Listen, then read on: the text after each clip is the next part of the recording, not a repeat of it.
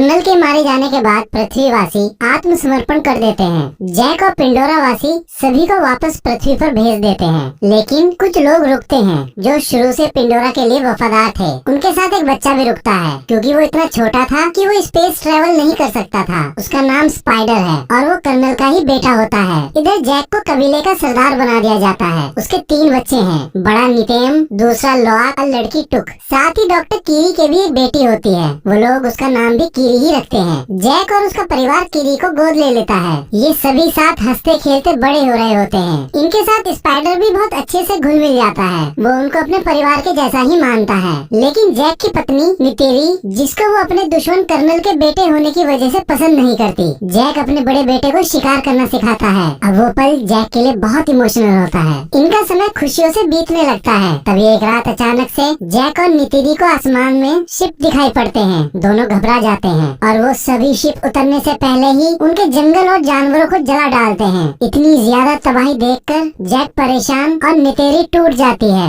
इस बार वो पहले से भी कहीं ज्यादा तादाद में मशीनरी लाते हैं। फिर 1 साल बीत जाने के बाद पृथ्वीवासी कर्नल का क्लोन एक अवतार में बना लेते हैं, जिसमें वो उसकी सारी याददाश्त डाल देते हैं। पर उसको ये याद नहीं रहता कि वो मरा कैसे था, क्योंकि उसकी वो सारी यादें कर्नल खुद वीडियो में सेव करता है जब वो जिंदा था। और वो मरने से पहले की सारी कहानी वो अपने अवतार को वीडियो के जरिए सुनाता है। इधर जैक अपने कबीले की मदद से उनके गोला बारूद की सप्लाई पर हमला करके उनको लूट लेता है। इधर कर्नल अपने साथियों को पिंडोरा पर फिर से हमला करने और किसी भी हालत में जैक को पकड़ने का प्लान बनाता है और फिर अपने साथियों के साथ पिंडोरा पर अपने लोगों के मिलिट्री बेस पर पहुंचता है। वहां वो अपने जनरल से मिलता है। जनरल उसे बताती है, हमने पिछले 1 साल में इतना ज्यादा काम और कंस्ट्रक्शन किया है जितना पिछले 30 सालों में नहीं हुआ था, और हमें इस ग्रह को अपने लोगों के लिए प्राप्त बनाने से पहले इन पिंडोरा वासियों का इलाज करना होगा, क्योंकि यह पहले से ज्यादा हमला करने लगे हैं, जिसकी वजह से हमको जान और माल का बहुत नुकसान हो रहा है। फिर वो जनरल कर्नल को वहाँ भेजती है। कर्नल उसी जंगल में उतरता है जहाँ उसकी मौत हुई थी। इत्तेफाक से जैक के बच्चे और स्पाइडर भी वहाँ खेलने आते हैं। वो वहाँ कर्नल और उसकी टीम को देखकर समझ जाते हैं ये कबीले के नहीं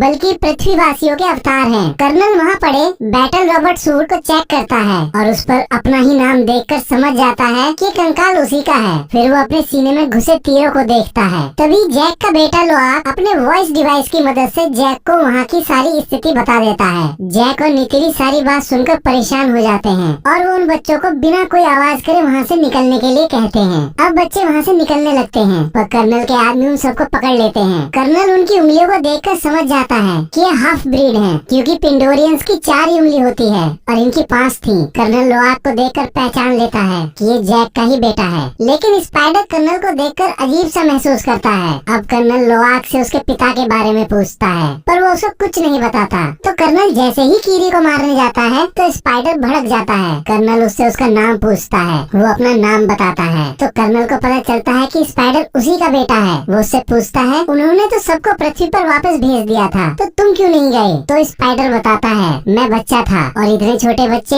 स्पेस ट्रेवल नहीं कर सकते थे, इसलिए। फिर कर्नल जनरल को अपनी लोकेशन बताता है। जनरल उससे 10 मिनट में वहाँ पहुँचने को बोलती है। इतने कर्नल अपनी आखिरी समय का रिकॉर्डेड वीडियो देखता है जो उसे अपने बैटल रॉबर्ट सूट की मेमोरी में मिला था। अब उसको पता चलता है कि वो आखिर कैसे मरा था। अब कर्नल जनरल के आने का इंतजार करता है पर उससे पहले ही जैक और नितेरी वहाँ आ जाती है और फिर उनकी कर्नल और उसकी टीम के साथ लड़ाई होती है, जिसमें वो अपने बच्चों को बचा लेते हैं। पर एक धमाके के प्रेशर से स्पाइडर बेहोश हो जाता है। कर्नल उसको उठाकर अपने साथ ले जाता है। कीरी रोते हुए जैक से कहती है कि वो स्पाइडर को ले गए हैं। जैक उसको गले लगाकर उसकी हिम्मत बांधता है। इधर जनरल स्पाइडर को टॉर्चर करके उन सभी का पता पूछती है पर स्पाइडर उसको कुछ नहीं बताता। कर्नल को ये सब अच्छा नहीं लगता कि वो उसको इतना ज्यादा टॉर्चर कर रही है, तो अचानक से उस टॉर्चर को रोक देता है। उस टॉर्चर की वजह से स्पाइडर की नाक से खून निकल आता है। अब कर्नल जनरल से कहता है कि मुझे जानता है, मैं अपने तरीके से इससे बात उगलवा सकता हूँ। तो जनरल उससे कहती है ये तुम्हारा बेटा नहीं है और कहकर वहाँ से चली जाती है। पिंडोरा पर जैक अपनी पत्नी से कहता है कि अब हमको ये जगह छोड़नी पड़ेगी क्योंकि स्पाइडर कर्नल के पास है और वो उसे सब उगलवा लेंगे। नितिरी वहाँ से जाने से मना करती है तो जैक उसे समझाता है कि वो सिर्फ मेरे और तुम्हारे लिए ही यहाँ आए हैं और अगर हम यहाँ रुके तो सारे कबीले को खत्म कर देंगे। इस बात को समझती हुई वो रोती हुई जैक के गले लग जाती है और चलने के लिए मान जाती है। इधर कर्नल स्पाइडर से बात करने आता है। वो स्पाइडर को अपना लॉकेट देता है। स्पाइडर उसे देखते ही तुरंत फेंक देता है। असल में वो अपने पिता से नफरत करता है क्योंकि वो जानता है कि उसके पिता ने लोगों पर बहुत अत्याचार करे और बेगुनाहों को जान से मारा है। कर्नल स्पाइडर से कहता है, मैं चाहता हूँ तुम बस मेरे साथ चलो, इससे तुम यहाँ बंधे नहीं रहोगे और मैं तुम पर किसी बात का दबाव भी नहीं दूंगा। अगली सुबह जैक अपना पद त्याग करके अपने परिवार को लेकर वहाँ से चला जाता है और बहुत दिनों तक एक लंबा सफर तय करने के बाद मेटकानिया लीफ आइलैंड पहुँचता है। उस आइलैंड पे रहने वाले कबीलों का रहन सहन उन लोगों से बिल्कुल उलट होता है। वो कबीला आसमान की जगह पानी के अंदर का शिकारी होता है। उस कबीले के लोग जैक और उसके परिवार का मजाक उड़ाते हैं क्योंकि उन सब के मुकाबले जैक और उसके परिवार की पूंछ बेहद पतली होती है, हाथ भी पतले होते हैं और उन सब के सामने वो बहुत कमजोर दिखाई पड़ते हैं। तभी उस कबीले का सरदार अपनी पत्नी के साथ वहाँ आता है और वो जैक से पूछता है, तुम यहाँ क्यों आए हो? जैक कहता है, हम यहाँ आपके कबीले में शामिल होने आए हैं। तो सरदार उससे कहता है कि तुम जंगली वासी हो और हम पानी के, तुम्हारी कोई भी कुशलता यहाँ काम नहीं आएगी। जैक कहता है, हम जल्दी सीख लेंगे। तभी सरदार की पत्नी बोलती है, ये हमारे जैसे पानी में तेज नहीं तैर सकते और कीरी और बच्चों का हाथ देखकर कहती है, ये कोई सच्ची पैदाइश नहीं है, इनके शरीर में शैतान का खून है। तो जैक उसको अपना हाथ दिखाता है और कहता है, मेरे भी वैसे ही हैं और माँ एवा ने मुझे जीवन दान दिया है, उन्होंने ही मुझको कबूल किया है और अब मैं तुम में से एक हूँ। तभी नितीरी बताती है, तुम सब जानते हो कि मेरे पति ने अपने दम पर पृथ्वीवासियों को हराकर हमारे कबीले को बचाया है। तो सरदार की पत्नी कहती है, और तुम अब खुद को छुपाते फिर रहे हो।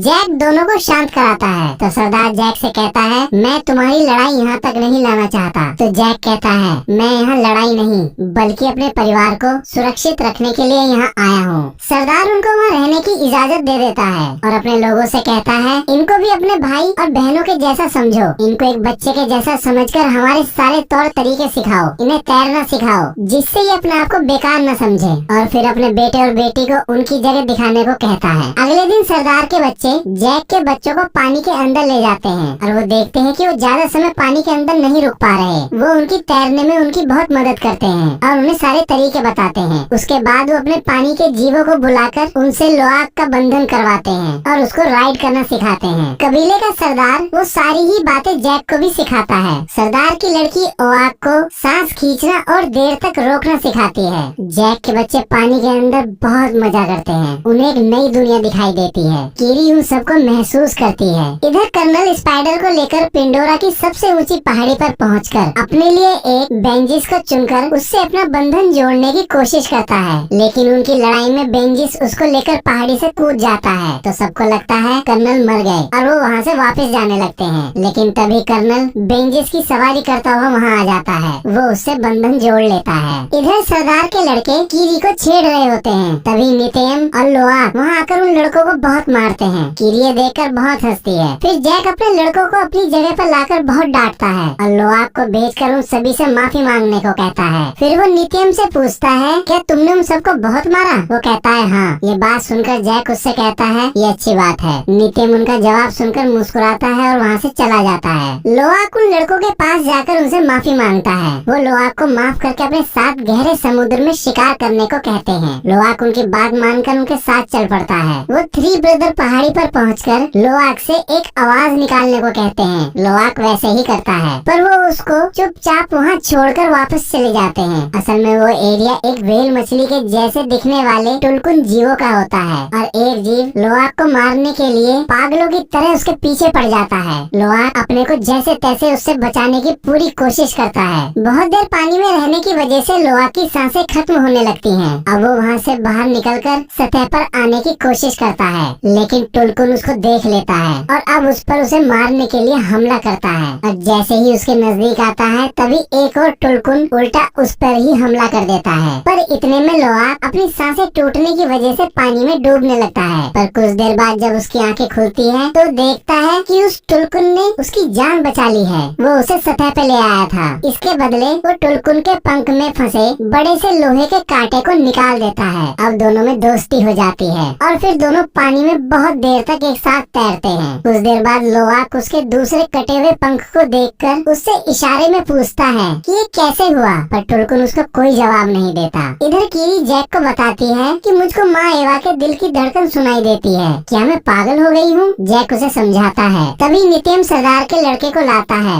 और दिन भर की सारी बात बता देता है। अब वो लोग लोआक को ढूंढने निकलने ही वाले होते हैं, तभी लोआक टुलकुन को वापस भेजकर घर आ जाता है और सारी गलती अपनी बताकर सरदार के लड़के को मार खाने से बचा लेता है, जिसकी वजह से उन दोनों में बहुत अच्छी दोस्ती हो जाती है। अगले दिन वो सरदार के बच्चों को सारी बात बता देता है और उनसे उसके कटे हुए पंख का भी जिक्र करता है। सरदार की लड़की समझ जाती है और कहती है कि उसका नाम पाइकन है और उसको उसके परिवार ने बेदखल कर रखा है, क्योंकि सभी बताते हैं कि वो खूनी है। उसने हमारे कबीले और अपने साथी टुलकुन को भी मारा है, लेकिन लोआक उनकी बात नहीं मानता और कहता है वो मेरा दोस्त है और वहाँ से कहकर चला जाता है। अगले दिन सरदार की लड़की उनको अपने पुरखों के मंदिर को दिखाती है, फिर अपने कबीले के जीवनदायिनी पेड़ को दिखाती है जो पानी के अंदर होता है। कीरी उससे अपना बंधन करती है तो उसे अपनी माँ दिखाई देती है। वो उसे गले लग के रोने लगती है और पूछती है मैं सबसे अलग क्यों हूँ और माँ एवा मुझसे क्या चाहती है, मेरे पिता कौन है। तभी अचानक कीरी को दौरा पड़ जाता है। वो बच्चे उसको वापस ले आते हैं। जैक उसके इलाज के लिए अपने दोस्तों को बुलाता है पर उनसे कुछ नहीं होता, तो सरदार की पत्नी उसका इलाज करके उसे ठीक करती है। तभी कर्नल के साथी उसको बताते हैं कि रेडार पर एक शिप देखा गया है और ये शिप वही था जिससे जैक के दोस्त कीरी को ठीक करने आए थे। कर्नल को एक लोकेशन मिल गई थी। अब कर्नल एक शिकारी शिप के कैप्टन और उसके क्रू के साथ मैटकाइना रीफ के लिए निकल पड़ता है। इधर रीफ में सारे टुलकुन अपना चक्र पूरा करके वापस आते हैं। कबीले वाले उनके आने से बहुत खुश होते हैं। असल में कबीले वाले उनको अपने भाई और बहन ही मानते हैं। टुलकुन की सरदार अपने बच्चे को रोनाल्ड को दिखाती है। वो बहुत खुश होती है और कहती है उसका बच्चा भी जन्म लेने वाला है। इधर कर्नल उसके सबसे नजदीकी कबीले पहुंच जाता है और जैक के बारे में पूछता है, पर वो लोग कुछ नहीं जानते तो कुछ नहीं बता पाते। वो गुस्से में उनके घरों को जला देता है और वहाँ से दूसरे कबीले के लिए निकल जाता है। जैक को सरदार पड़ोसी कबीले की जानकारी देता है और कहता है वो तुमको ढूंढ रहे हैं। मितेरी जैक से कहती है हम कब तक भागते रहेंगे, हमको अगर चैन की सांस लेनी है तो हमें उसे मारना पड़ेगा। इतनी मेहनत करने के बाद भी कर्नल को कुछ पता नहीं चलता तो अपना प्लान बदल देता है और जो उस शिप का कप्तान चाहता था कि वो टुलकुन का शिकार करे वो उसे इजाजत दे देता है। अब लोआक पाइकन के पास पहुंचता है और उससे कहता है मैं तुम पर भरोसा करता हूँ, तुम भी मुझ पर भरोसा करो और तुम्हारे साथ क्या हुआ था वो मुझे बताओ। और उसको ऐसा करते हुए उसके साथी देख लेते हैं। पाइकन अपना मुंह खोलता है। लोआक अंदर जाकर अपना बंधन जोड़ता है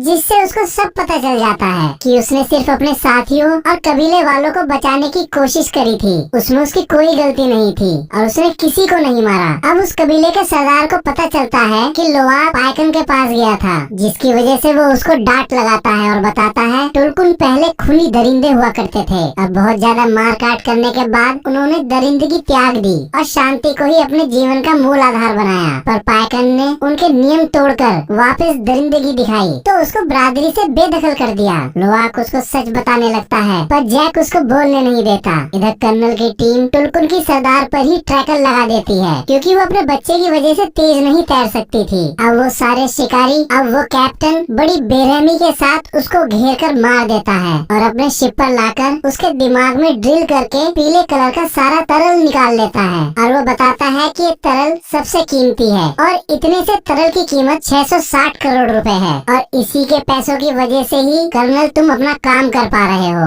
इधर कबीले वाले टुलकुन की लाश के पास पहुंचते हैं। सरदार की पत्नी उसे देखकर बहुत रोती है और बताती है कि ये मेरी आत्म बहन थी और इसने न जाने कितनी साइकिल पूरी करने के बाद अपने बच्चे को पाया था और वो वापस आकर लड़ाई का ऐलान करती है। लेकिन जैक उनको समझाता है कि अगर तुम उनसे लड़े तो वो तुम्हारा सब कुछ खत्म कर देंगे, उनको भी जिनको तुम प्यार करते हो। और उन्हें ट्रैकर को दिखाकर कहता है हमको टुलकुन की जिंदगी बचानी है तो ऐसा कुछ भी उन पर दिखाई दे तो मुझको बताओ, मैं इन ट्रैकर्स को बंद कर सकता हूँ जिसकी वजह से उनकी जान बच सकती है। और ये बात सभी टुलकुन तक पहुँचाने को कहता है। सब मान जाते हैं। फिर जैक चुपके से नितिरी को बताता है कि वो टुलकुन का नहीं बल्कि हमारा शिकार करना चाहते हैं। अब लोआक पाइकन के पास उसको सावधान करने के लिए निकल पड़ता है क्योंकि वो जानता था कि उसे कोई नहीं बताएगा। लेकिन सारे बच्चे उसे रोकने की कोशिश करते हैं पर वो वहाँ से निकल जाता है तो भी सारे बच्चे उसका पीछा करते हैं। इधर कप्तान दूसरे शिकार की तैयारी करता है।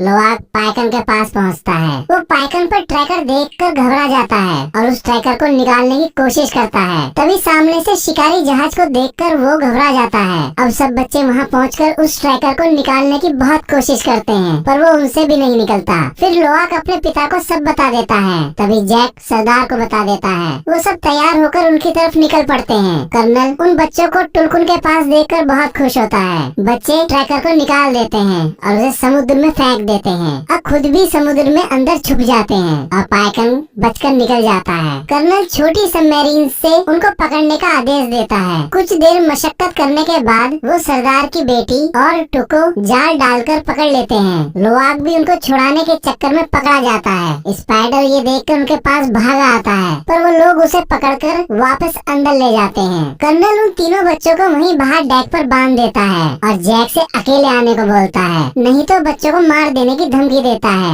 जैक खुद को सरेंडर करने को तैयार हो जाता है। पाइकन पानी के अंदर से लोआक को शिप पर बंधा देख गुस्से से पागल हो जाता है और समुद्र के अंदर पत्थरों को तोड़ने लगता है। अब वो उसको बचाने की ठानकर अपने सारे नियम फिर से तोड़कर शिप पर कूद पड़ता है और वहाँ सब कुछ तोड़ने लगता है। उसको देखकर शिप का कैप्टन उसका शिकार करने के लिए वहाँ आ जाता है और ये सब देखते हुए कबीले वाले भी लड़ाई में कूद पड़ते हैं। कप्तान पाइकन पर रॉकेट छोड़ता है, पर वो अपने सिर नीचे कर लेता है, जिससे रॉकेट उससे टकराकर कप्तान के सिर पर ही फट जाता है। ऐसा देख कप्तान हैरान हो जाता है। अब उन सभी लोगों में बड़ी भयंकर लड़ाई शुरू हो जाती है और सब अपने दुश्मनों को मारने लगते हैं। इधर पानी के अंदर कीरी अपने बंधन को उनके जीवनदायिनी पेड़ से जोड़कर कर्नल की सबमरीन्स को तोड़ देती है, जिसको देखकर सरदार के लड़के बड़े हैरान होते हैं। शिप के अंदर स्पाइडर भी शिप के कंट्रोलर को तोड़ देता है, जिसकी वजह से शिप चट्टान से जाकर टकरा जाता है और उसमें पानी भरने लगता है। कप्तान अब पाइकन को पकड़ने के लिए तार से बंधे एंकर को उस पर शूट करता है, पर पाइकन बड़ी चालाकी से उससे बचकर अपने सिर से जानबूझकर उस तार को बांधकर पूरी ताकत लगाकर उस बोट को खींचने लगता है। कप्तान बड़ी मुश्किल से उससे पीछे छुड़वाता है, पर फिर से उस पर हमला करने की तैयारी करता है। तभी पाइकन उसकी बोट के ऊपर से कूदकर उस तार से कैप्टन के हाथ को ही बांध देता है और एक झटका देकर उसका हाथ ही अलग कर देता है, जैसे कप्तान ने कभी उसका पंख काटा था। कप्तान के मरते ही उसका क्रू लड़ाई रोक देता है और वहाँ से जाने लगता है। अब कीरी जैसे ही सतह पर आती है, कर्नल उसे पकड़कर शिप के डेक पर ले आता है और उसको वहीं बांध देता है। टुक उसको देख लेती है तो सरदार की लड़की के साथ उसे बचाने शिप पर वापस चली जाती है, लेकिन वो टुक को भी पकड़ लेते हैं। शिप के दूसरी तरफ कर्नल नेटिम को भागते हुए गोली मार देता है। बच्चे बड़ी मुश्किल से उसे टापू पर ले आते हैं, पर वो बच नहीं पाता। नितेरी उसको मरा देख पागलों के जैसे चीखने लगती है और बहुत रोती है। तभी कर्नल जैक के वॉइस डिवाइस पर बात करता हुआ उसे बताता है कि उसकी छोटी बेटी उसके पास है। तो जैक नितेरी को संभलने को बोलता है और कहता है हमें अपनी बेटी को बचाना है। नितेरी अपना धनुष उठाकर अपने बेंचेस पर बैठकर शिप की तरफ उड़ जाती है। जैक वहाँ शिप पर चुपचाप पहुंचकर धमाका कर देता है, जिससे वहाँ आग लग जाती है। नितेरी वहाँ पहुंचकर बहुतों को मार डालती है। उसका रौद्र रूप देखकर स्पाइडर भी डर के मारे छुप जाता है। इधर जैक चुपके से टुक को छुड़ा लेता है, पर कर्नल कीरी के गले पर चाकू रखकर उसके सामने आता है और कहता है तुम नहीं चाहोगे कि आज तुम्हारी एक औलाद और मर जाए। कर्नल उससे हथियार रखवा देता है। स्पाइडर कर्नल को ऐसा करने से रोकता है, पर वो नहीं मानता। तभी नितेरी स्पाइडर के गले पर चाकू लगाकर कीरी को छोड़ने को बोलती है, पर कर्नल उसको ऐसा दिखाता है जैसे उस पर इस बात का कोई फर्क ही नहीं पड़ा। तभी नितेरी कर्नल से कहती है लड़के के बदले लड़का, और स्पाइडर की छाती पर चाकू मार देती है। कर्नल तुरंत कीरी को छोड़ देता है। अब वो सब वापस जाने लगते हैं, पर कर्नल कहता है मैं अभी भी नहीं रुकूंगा और वापस आऊंगा और तुम अपने पूरे परिवार के साथ सारी जिंदगी डर में जियोगे। इतना सुनते ही जैक उस पर हमला कर देता है। इधर पानी के अंदर नितेरी और उसके बच्चों को आग घेर लेती है, तो वापस शिप पर चढ़कर उसके दूसरी तरफ से निकलने की कोशिश करती है। तभी पानी का बहाव टूक को शिप के अंदर ले जाता है। नितेरी उसके पीछे कूद जाती है। शिप डूबने लगता है और पलट जाता है। स्पाइडर और कीरी ऊपर आ जाते हैं। इधर पानी के अंदर जैक लड़ते लड़ते कर्नल कर्नल का गला घोटकर उसे बेहोश कर देता है। उसको लगता है कि कर्नल मर गया, लेकिन खुद भी पानी में सांसें टूटने की वजह से डूबने लगता है। तभी लोवाक जैक को बड़ी मुश्किलों से एक चैम्बर में लेके आता है, जिससे जैक को सांस आ जाती है। इधर टुक और नितिरी भी एक जगह आके फंस जाते हैं और जहाज पूरी तरह अंधेरे में डूब जाता है। फिर कीरी वहाँ रोशनी देने वाली अनेक मछलियों को बुला लेती है और वो उनके पूरे जहाज में भेज देती है। वो टुक और नितिरी को बाहर निकाल लेती है। इधर लोवाक पाइकन की मदद से जैक को भी बाहर निकाल लेता है। अब पाइकन उन सबको अपने पंख पर बैठाकर टापू पर छोड़ देता है। स्पाइडर भी कर्नल को बाहर निकाल लेता है। वो जिंदा होता है। वहाँ उसका बेंजिस आ जाता है।